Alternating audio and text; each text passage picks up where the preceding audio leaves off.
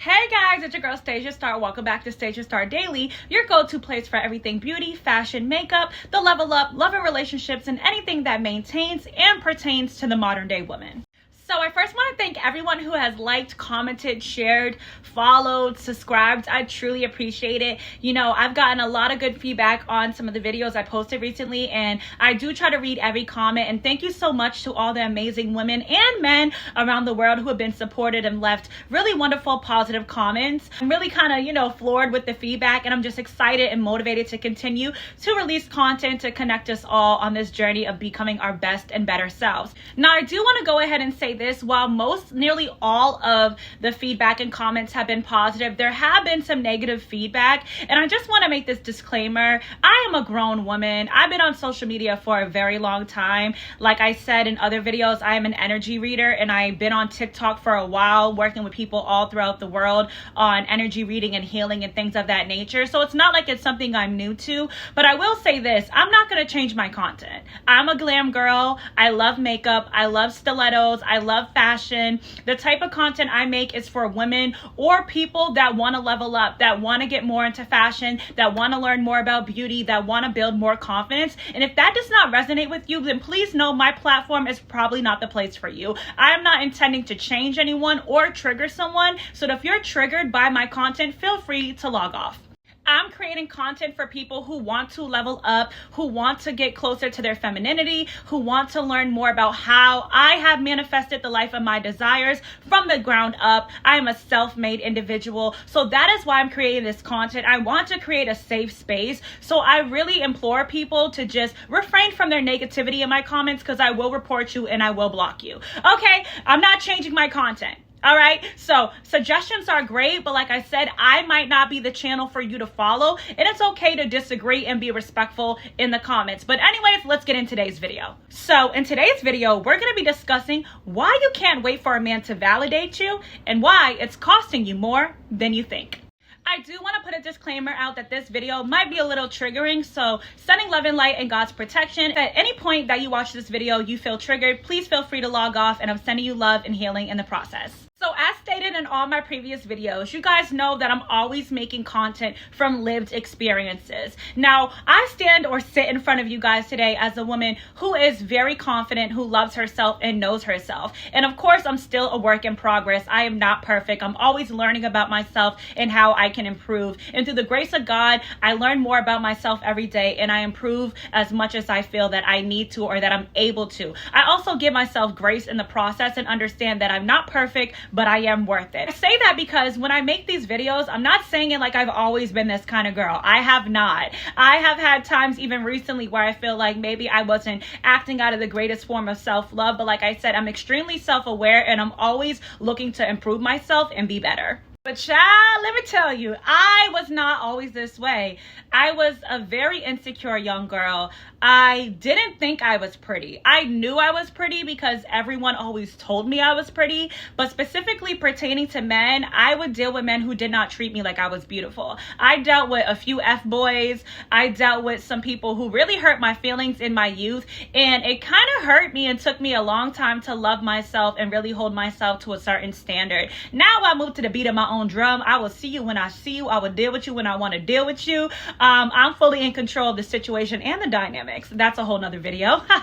But yeah, there was a time in my life when I guess I was actively seeking validation from men, or I would really allow the people that I interacted with or that I dated or talked to, I really took the way that they felt about me personally. I really would take it personally if they didn't want to be in a relationship, if they weren't so available to me, or if they did something that hurt me. And I know that's a natural response. It's never fun to be hurt. It's never fun to be played with or feel passed up. But I took it really personally. Like, I felt like there was something so wrong with me. Like, I was ugly. Like, no one would ever want me. Like, I had no talent. Like, I was worthless.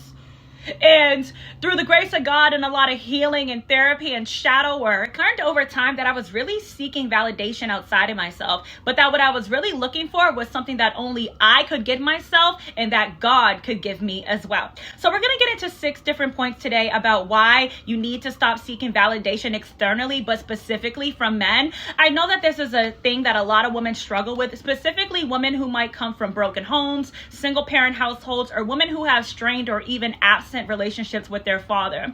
A lot of the times, per psychology, and I am currently studying psychology in college. I went to college in my 20s, but I'm in college now. And one thing you learn in psychology is that a lot of women, the first way that they learn to love themselves and they learn what healthy love or any type of love looks like from a man is from their father. So a lot of women are unknowingly seeking validation from men because they are subconsciously trying to repair a relationship between them and their dad. I'm holding you guys' hand in this video. I'm sending you love and light. I am not a therapist. I am not a clinical psychologist, but like I said, I am studying psychology. I am an energy reader, and I do work with thousands of people all over the world to help them spiritually in all aspects of their life. So if you're ever interested in that, please log on to my website, www.rebelheart.com, and I would love to work with you on your spiritual journey to ascension and self-love and growth. But anyways, so because a lot of women might have strained relationships with their fathers, and this doesn't mean that your dad could have been toxic, could have been an addict. This could just mean maybe your dad worked a lot.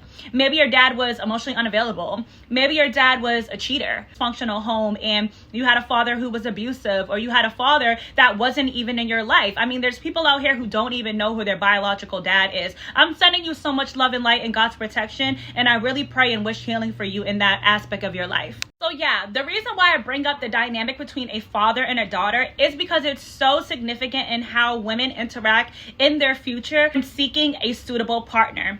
If you think about girls who grew up with a healthy relationship with their father, I have friends who grew up with a very healthy relationship with their father. They usually end up married early, or they usually end up in very healthy relationships. And this is not to say that if you did have a strained or non-existent relationship with your dad, that you'll never be in a healthy relationship, because that's of course not true. But I did want to highlight that as one reason as to why women can seek validation from men. It does usually begin with that relationship that they have with their dad. Now, I grew up with my father in the household until my parents were divorced, but my parents did not have the best marriage. They did not have the best relationship. And once my parents divorced, my father remarried, and I didn't really see my dad that often. So really, I was mainly raised by my mother and my older sister and the streets.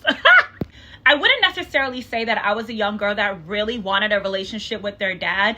I always knew my dad loved me. He just wasn't physically around. I knew I could call my dad if I wanted to. I have memories of meeting up with my dad and him giving me money to get my hair done and things of that nature. But I will say that because my dad wasn't in the household, I didn't learn the things that I could have learned about what an F-boy looks like or what lying looks like. I really didn't know how to interact with men until I got older and started dating men. And when I was in high school, I did have a high school boyfriend, but as soon as I was like 18, I started dating grown men who were just super, way more mature than I was, and I didn't even know how to handle them or even interact with them. So I learned a lot through trial and error.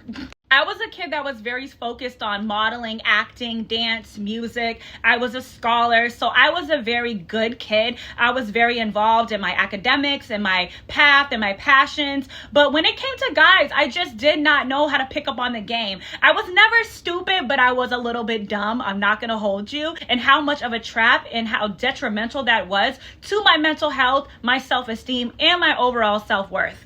One thing I will say that would have been beneficial for me is if when I was younger, if I was dating a guy and my parents were still married and my dad was in the house with my mother. And to this day, my parents have a very positive relationship. My mom goes to my dad's house with the family in the summers for cookouts. My dad comes to Thanksgiving with my stepmom, his wife. So I do have a positive relationship with my dad, and my mother and my dad get along. But I will say this is that if my dad was around when I was a teenager, some of those F-boys that came around to try to take me on a date would not have had a second in my house, because my father would not have played that at all. My dad is very overprotective. So that is one thing that I do feel like I lacked, that protection and that safety and just that masculine presence to kind of rear me in the right direction as far as interacting with men. But anyways, enough about me. Let's get into the first point of the video. Self-esteem is built, not borrowed. Your confidence cannot come from someone else's recognition or someone else's indifference. When you rely on external validation, your self-identity becomes unstable, rising and falling based on who calls, who texts, and who chooses you. Real power and real self-worth is knowing your value even in their silence or their absence. I feel like that point is kind of self-explanatory, so we'll touch on that a little bit more as the video progresses because I don't want to repeat myself or seem like I'm just saying the same thing over and over again. Point number 2.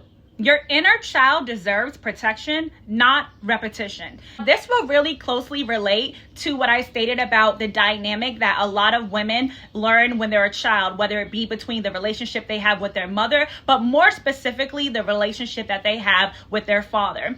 Through studying psychology and from being in therapy for over 10 years with a Black therapist, I must say, I will say that the inner child really controls your life.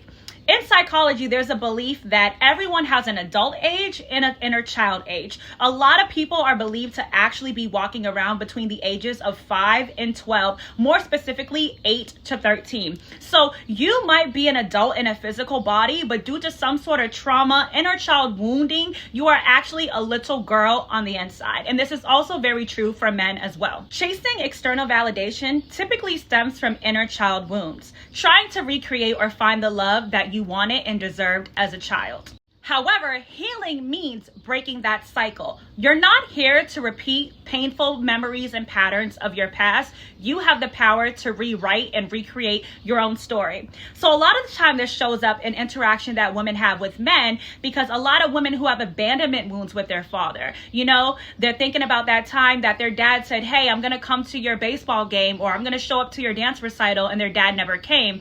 Or a lot of people who grew up in the household with their dad and their dad was emotionally unavailable, narcissistic, or abusive. They might have neglect wounds. So a lot of the times their emotional age is actually stunted at that childhood age at which they dealt with that abuse, that neglect, or that abandonment. And what that does, it lives in the subconscious, it lives in the root chakra, which is really closely related to your self-identity and self-worth. And it kind of navigates and kind of drives the path for your relationships that you'll have as an adult as far as your interaction with men.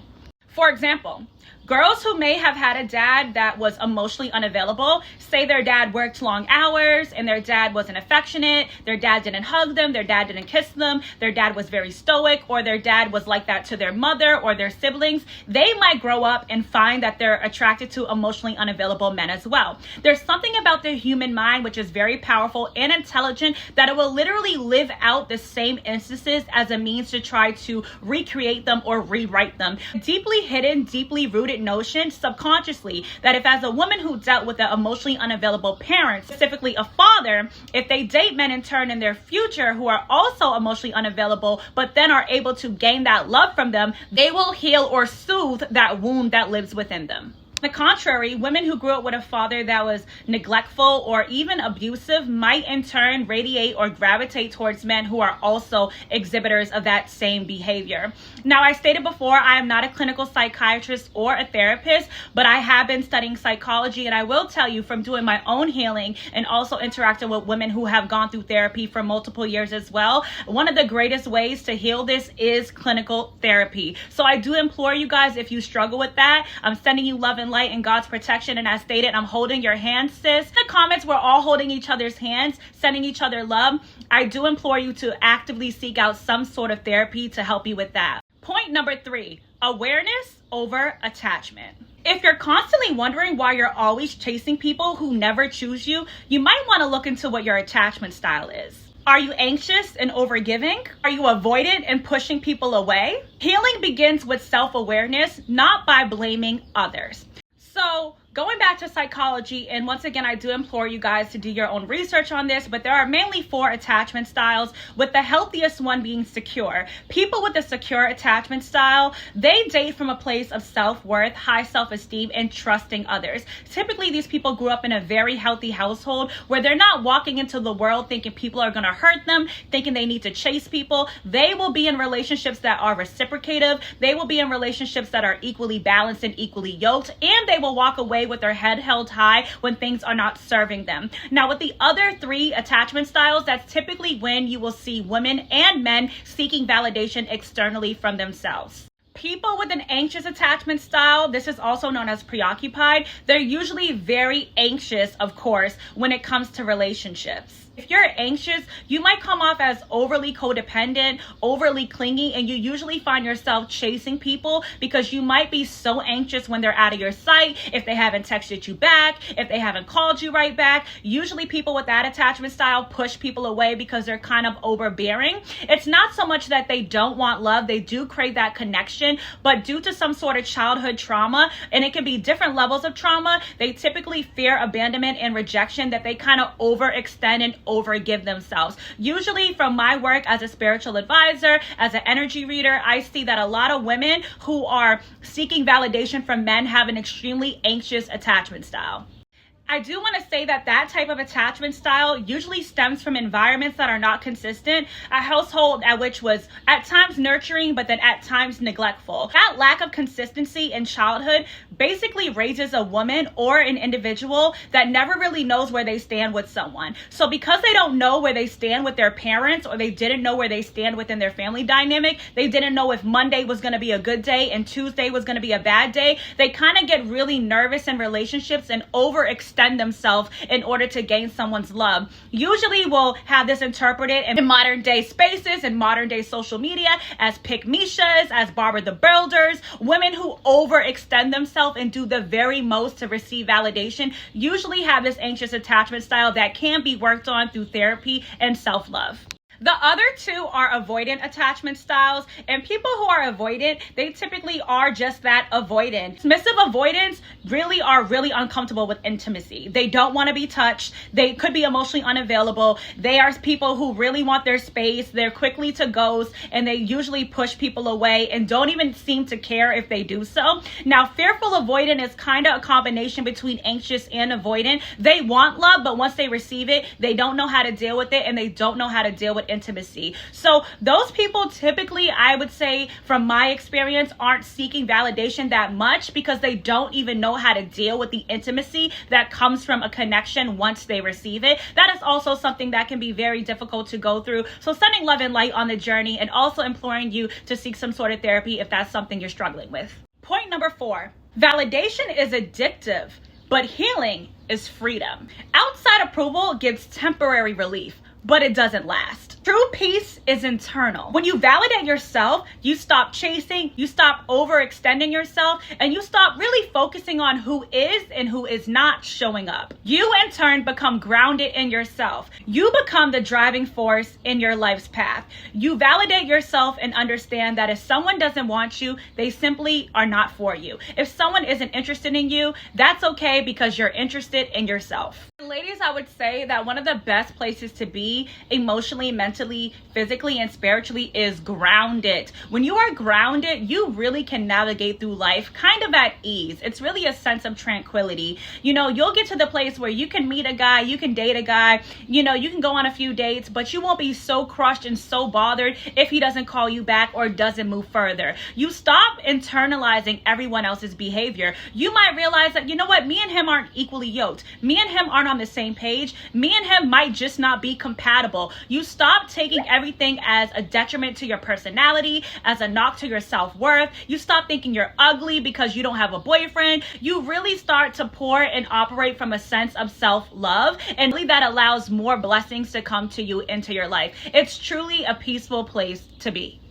Point number 5. You deserve your own value, not just theirs. When you seek your validation from others, you end up confused and off your divine path. Your vision, voice, and purpose are sacred. It's time to choose yourself, or the world and the universe will continue to mirror back versions of you that you do not recognize.